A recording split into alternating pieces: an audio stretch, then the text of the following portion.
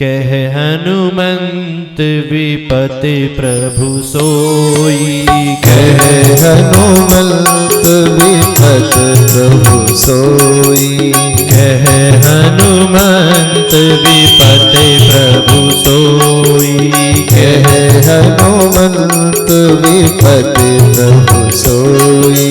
जप तप सुमिरण भजन न होई। जप तप सुमिरन भजन न होई। जिस घड़ी आपका जप तप और सुमिरन और भजन बंद हो जाए, समझ लेना जीवन की सबसे कठिन दौर यह है, सबसे बड़ा दुख जीवन का यह है जिस दिन आपका पूजा पाठ भजन सुमिरन सब बंद हो जाए। क्योंकि ये चलता रहा तो बड़े से बड़े दुख का सामना आप कर लोगे। जिस दिन ये बंद हो गया, सुई के नोक के बराबर भी दुख आ गया तो सह नहीं पाओगे, नहीं बर्दाश्त कर पाओगे। तो माता कुंती ने दुख मांगा, भगवान द्वारिका चले गए। कुछ दिन के बाद सूचना आई उस बालक ने जन्म लिया जिसकी रक्षा गर्भ में जाकर भगवान ने करी थी। मां रुक्मिणी से भगवान कहने लगे चलो पांडवों के वंशज का जन्म हुआ है, बधाई देकर आते हैं। अब उस बालक ने जन्म लिया, कैसा बालक है?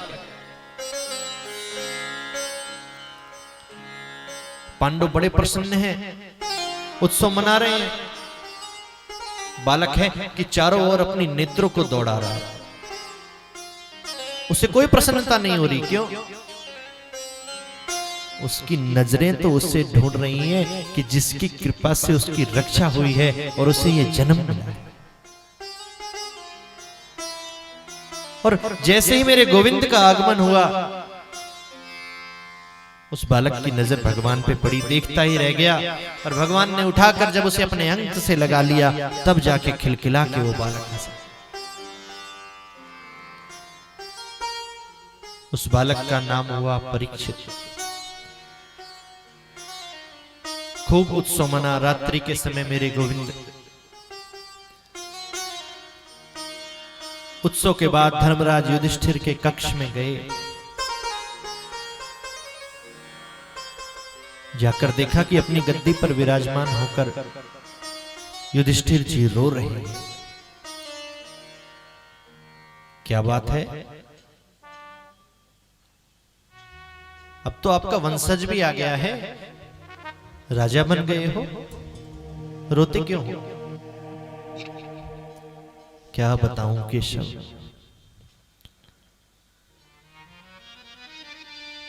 इस राजगद्दी पर बैठने के बाद मुझे ऐसा लग रहा है कि हजारों लोगों की लाशों पर मेरी ये राजगद्दी है और उन लाशों को कुचलकर मुझे इस पर आकर बैठना पड़ता है। सैकड़ों लोगों के रक्त की नदियां, खून की नदियां यहां बह रही हैं। ऐसा क्यों लग रहा है धर्मराज को? किसी चीज को प्राप्त करने की कामना अगर हमारे अंदर आ गई तो हम किसी भी हद तक जाने को तैयार रहते हैं कि वो चीज हमें मिल जाए। क्या कितने लोगों का दिल दुखे। और जब आप उस चीज को प्राप्त कर लेते हैं, मकान, दुकान, गाड़ी, घोड़ा इस्तेमाल करने लगते हैं, धीरे धीरे आसक्ति जो है वो कम होती चली जाती है, कम होती चली जाती है। फिर एहसास होता है कि अगर मेरी इस चीज को प्राप्त करने की इतनी कामना नहीं होती तो इतने निर्दोष लोगों का दिल नहीं दुखता। वही भाव आज धर्मराज युधिष्ठिर का है कि केशव, अगर इस गद्दी पर बैठने की मेरी चाह नहीं होती तो इतने निर्दोष लोग नहीं मारे जाते, इतने बालक अनाथ नहीं होते, इतनी माताएं विधवा नहीं होती। मेरी इस चाह ने ही इतने लोगों को मौत के घाट उतार दिया। मुझे बिल्कुल अच्छा नहीं लग रहा इस गद्दी पर बैठकर। जो उपदेश गीता में अर्जुन को मेरे गोविंद ने दिया था, वही उपदेश आज धर्मराज युधिष्ठिर को दे रहे हैं। कि आपको राजगद्दी मिली, ये आपका भाग्य है, आपका प्रारब्ध है। उन लोगों को युद्ध में मृत्यु मिली, ये उनका भाग्य था। इसका निर्णय आप नहीं कर सकते। काफी देर ज्ञान उपदेश मेरे गोविंद करते रहे, पर युधिष्ठिर जी की एक भी बात समझ में नहीं आई। समझ में क्यों नहीं आई? क्योंकि युधिष्ठिर का जो भाव है वो क्या है भगवान कृष्ण के प्रति, कि ये तो हमारे मामा जी का बेटा है, छोटा है, वात्सल्य दृष्टि है बालक वाली, इसको कुछ नहीं पता। और अर्जुन ने उस ज्ञान को कैसे अर्जित कर लिया कि अर्जुन का जो भाव है भगवान कृष्ण के प्रति हमेशा गुरु भाव है। भगवान के मुख से एक शब्द भी अगर निकलता है तो अर्जुन उसका तुरंत पालन करता है। भगवान समझ गए ये ऐसे समझने वाले नहीं, इनको किसी और रूप में समझाना पड़ेगा। चलो धर्मराज चलते हैं, पितामह भीष्म से मिल के आते हैं। आज वो इतने दिनों से बाणों की सैया पर लेटे हैं। पांचों पांडवों को द्रौपदी को लिया चले गए। एक एक कर पांडवों ने प्रवेश किया, प्रणाम किया। जैसे ही मेरे गोविंद वहां पहुंचे, पितामह के नेत्र बंद हैं। पितामह प्रणाम, मैं कृष्ण आपको प्रणाम करता हूं। नेत्र खुल गए,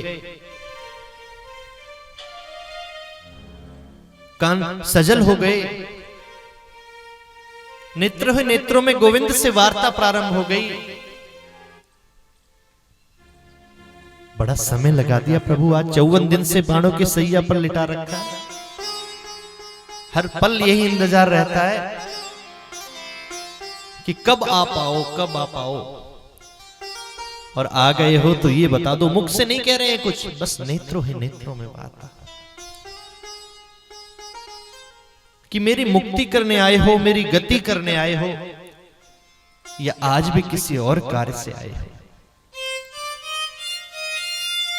भगवान मुस्कुरा पड़े।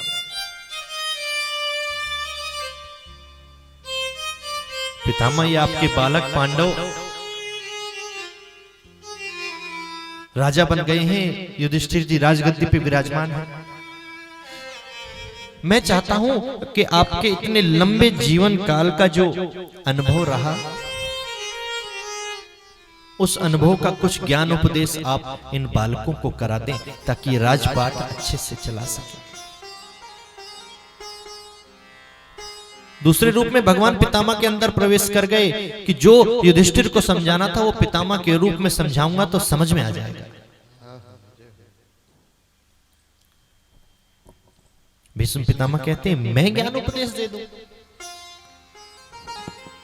आपकी कृपा से ये राजा बन गए, सारी कौरव सेना समाप्त हो गई। मुझ जैसा वीर योद्धा आज 52 दिन से 54 दिन से इस बाणों की सैया पर लेटा है। सारा ज्ञान तो आपने इनके ऊपर पहले ही उड़ेल दिया है, मेरे पास क्या है प्रभु। पर फिर भी अगर आपका आदेश हुआ है तो मैं कुछ ज्ञान उपदेश अवश्य करूं। दान धर्मान राज धर्मान मोक्ष धर्मान विभागशः, तन पवित्र सेवा किए धन पवित्र कर दान, मन पवित्र सुमिरन किए होत त्रिविध कल्याण। एक राजा को अपने प्रजा की सेवा ऐसे करनी चाहिए कि एक सेवक की तरह।